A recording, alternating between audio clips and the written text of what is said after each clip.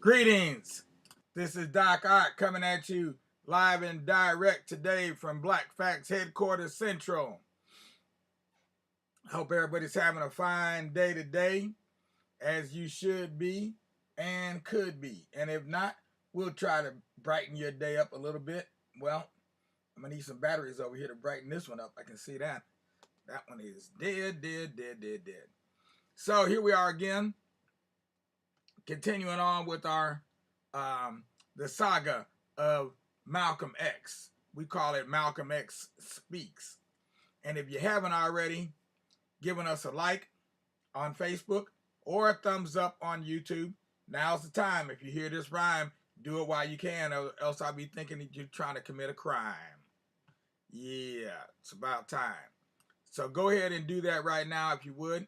We'd really appreciate it. And while you're at it, go ahead and let your family and your friends in on it too.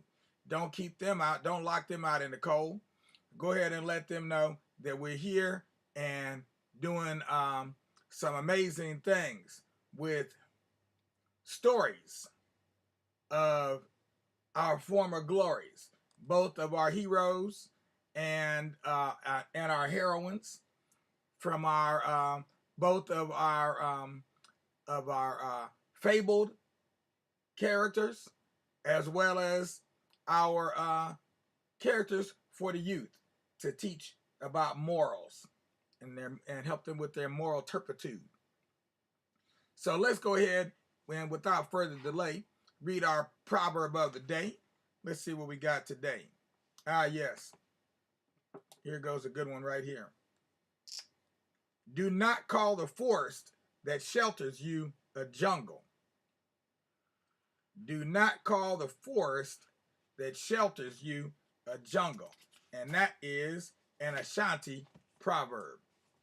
Do not call the forest that shelters you a jungle. That sounds like a good idea. Don't call the forest that shelters you a jungle. All right, now let's see where we left off with the story of Malcolm X from the autobiography as told to Alex Haley by Malcolm X himself. So we get to hear the words of the man, the man's life story from his own mouth. I think this is beneficial because a lot of people have been trying to interpret Malcolm for us and then spoon feed his story to us through their through their sieve, okay, through their filter. So at last seen, Malcolm was just born May 19, 1925, and living in Milwaukee. All right, let me go ahead and transition here for you. Boom, there we go. If you're not watching us on YouTube yet, then you're not seeing the images that we're putting up on the screen. If you want to see the images we're putting up on the screen, you need to go ahead and transition to the tube, or you'll be sitting there feeling like you're a boob because you can't see the images. Okay? So, our family stayed only briefly in Milwaukee, for my father wanted to find a place where he could raise our own food and perhaps build a business. The teaching of Marcus Garvey stressed becoming independent of the white man. We went next, for some reason, to Lansing, Michigan. My father bought a house, and soon, as had been his pattern, he was doing freelance Christian preaching in local Negro Baptist churches, and during the week he was roaming about spreading word of Marcus Garvey, who liked to say things like what you see up on the screen right now: emancipate yourselves from mental slavery. None but ourselves can free our minds. Now, technically, I did not know that was a Marcus Garvey quote. I thought that was a Bob Marley quote. But whatever. Okay, we know the Rastas were influenced by Garvey. He had begun to lay away savings for the store he had always wanted to own, when, as always, some stupid local Uncle Tom Negroes began to funnel stories about his revolutionary beliefs to the local white folks. Ain't that how it always goes? This time, the get out of town threats came from a local hate society called the Black Legion. They wore black robes instead of white. Soon, nearly everywhere my father went, black legionnaires were reviling him as an uppity nigger for wanting to own a store, for living outside the Lansing Negro district, for spreading unrest and dissension among the good niggers. As in Omaha, my mother was pregnant again, this time with my youngest sister. Shortly after Yvonne was born came the nightmare night in 1929, my earliest vivid memory. I remember suddenly being awakened, snatched into a frightening confusion of pistol shots and shouting and smoke and flames. My father had shouted and shot at the two white men who had set the fire and were running away. Our house was burning down around us. We were lunging and bumping and tumbling all over each other, trying to escape. My mother, with the baby in her arms, just made it into the yard before the house crashed in, showering sparks. I remember we were outside in the night, in our underwear, crying and yelling our heads off. The white police and firemen came and stood around watching as the house burned down to the ground. My father prevailed on some friends to clothe and house us temporarily. Then he moved us into another house on the outskirts of Lansing. On the outskirts of East Lansing, In those days, Negroes weren't allowed after dark in East Lansing proper. There's where Michigan State University is located. I related all of this to an audience of students when I spoke there in January 1963 and had the first reunion in a long while with my younger brother, Robert, who was there doing post-grad work in psychology. I told him how East Lansing harassed us so much that we had to move again, and this time 2 miles out of town, way out into the country. And as Malcolm also liked to say, we have made a greater sacrifice than anyone standing in America today, but we have collected less. I said we have collected less. I think this is some of what he's talking about right here, that sacrifice where your whole house gets burned down around you. This was where my father built for us with his own hands a 4-room house. This is where I really began to remember things. This home where I started to grow up. After the fire, I remember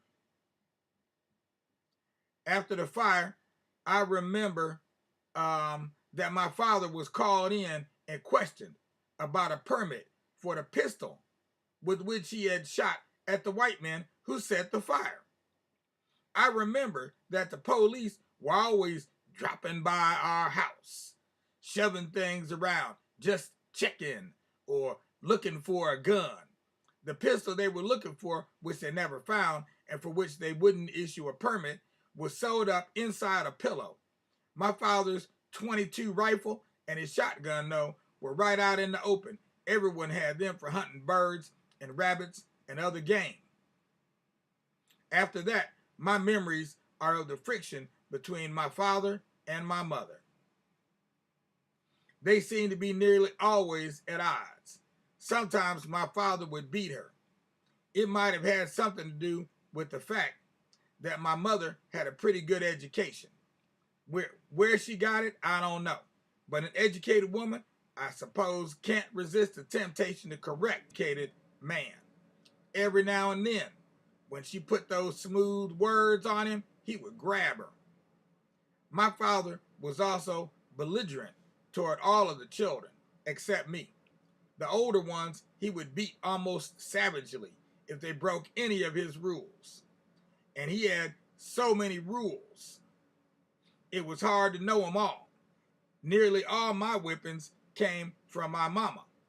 I've thought a lot about why. I actually believe that as anti-white as my father was, he was subconsciously so afflicted with the white man's brainwashing of Negroes that he inclined to favor the light ones. Dang, that's kind of serious. And I was his lightest child.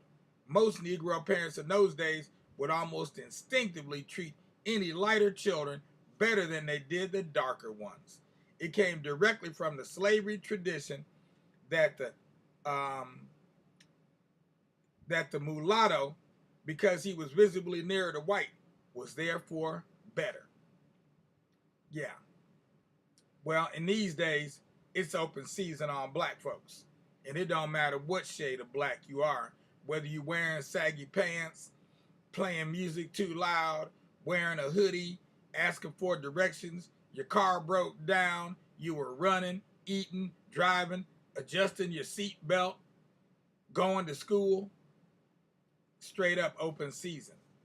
We may talk about that in another segment when we go to Australia. But for now, we're staying right here in the US, good old US of A. My two other images of my father are both outside the house. One was his role as a Baptist preacher. He never pastored in any regular church of his own. He was always a visiting preacher. I remember especially his favorite sermon, "That little black train is a-comin', and you better get all your business right." I guess this also fit his association with the Back to Africa movement with Marcus Garvey's Black Train Homeward. My brother Filbert, the one just older than me, loved church, but it confused and amazed me. I would sit goggle-eyed at my father jumping and shouting as he preached, with the congregation jumping and shouting behind him after their souls and bodies devoted to singing and praying. Even at that young age, I just couldn't believe in the Christian concept of Jesus as someone divine and no religious person until I was a man in my 20s, and then in prison could tell me anything. I had very little respect for most people who represented religion. It was in this role as a preacher that my father had most contact with the Negroes of Lansing. Believe me when I tell you that those Negroes were in bad shape then. They are still in bad shape, though in a different way. By that I mean that I don't know a town with a higher percentage of complacent, misguided, so-called middle-class Negroes. The typical status symbol-oriented, integration-seeking type of Negroes. Just recently, I was standing in a lobby at the UN talking with an African ambassador and his wife, when a Negro came up to me and said, "You know me?"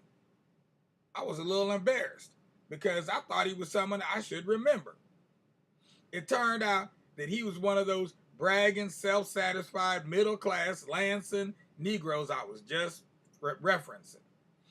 I wasn't ingratiated. He was the type who would never have been associated with Africa until the fad of having African friends became a status symbol for middle-class Negroes. Back when I was growing up, the successful Lansing Negroes were such as waiters and boot blacks.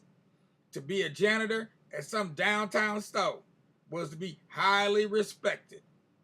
The real elite, the big shots, the voices of the race, were the waiters at the Lansing Country Club and the shoeshine boys at the state capitol. Man, that's a daggone shame. The only Negroes who really had any money were the ones in the numbers racket, or who ran the gambling houses, or who in some other way lived parasitically off the poorest ones, who were the masses. No Negroes were hired then by Lansing's big Oldsmobile plant or the Rio plant. Do you remember the Rio? It was manufactured in Lansing and R.E. Olds, the man after whom it was named, also lived in Lansing. When the war came along, they hired some Negro janitors. The bulk of the Negroes were either on welfare or WPA, or they just starved. Period. I'm going to see how long this next paragraph goes. Let me just check this real quick and see if I should stop right here. Okay, I can go on for a little bit. The day was to come when our family was so poor that we would eat the whole out of a donut. But at that time, we were much better off than most town Negroes. The reason was we raised much of our own food out there in the country where we were. We were much better off than the town Negroes who would shout, as my father preached, for the pie in the sky and their heaven in the hereafter, while the white man had his right here, right now, on the planet Earth. So, yeah, we're going to end right there. As you can see, we're getting ready to shift gears. We're getting ready to go into the next phase of Malcolm's life. Okay? Yeah. Although it's gonna still take us a little bit, but yeah, I might have to recycle some of them photos. Yeah. But in the meanwhile, I hope you're enjoying our the story that I'm sharing with you right now. Again, I felt it was important to actually hear from the man himself, as opposed to all of those who think they know Malcolm, because everybody claims they know Malcolm, and none of them know Malcolm. And if Malcolm had been around, they wouldn't be caught dead within the vicinity of Malcolm, because they'd be too afraid of being shot accidentally. Right? Didn't nobody want to be no accident. So, yeah, any good Negro would try to stay as far away from Malcolm as they could and deny him at the first opportunity. If somebody said, oh, yeah, well, what do you think about Brother Malcolm? I don't like what that nigga said. No, I don't agree with him, boss. I'm with somebody else. I won't even say no names, but you know what I mean. Meanwhile, we're going to close this session out. Look for us again this evening at 9 o'clock. This is Doc Ock at noon and 9, signing off. Don't forget to give us a like. If you're seeing this if you're still on Facebook, if you're on YouTube, give us a thumbs up. And of course, first and foremost, don't forget to tell your family and your friends, invite them in as well. Got to invite your family and your friends. And last but not least, we still are seeking more donations. And what we need are recurring donations. Those are the ones that will really sustain us. Become a sustaining member of Black Facts. Send us a donation. The donation button is right below. You can do $5 a month for 12 months. You'll never even know it's missing. It's one latte per month. $5 a month. I mean, that's nothing, right? $5 a month, you won't even know that's gone. $1 a week. A little more than $1 a week. Okay? So y'all lose more money than that in the couch every time you lay down.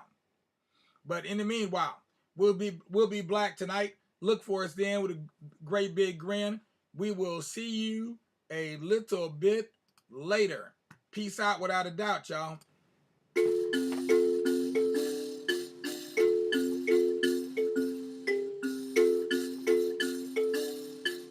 And I see you over there, Ronnie. What's going on, my brother?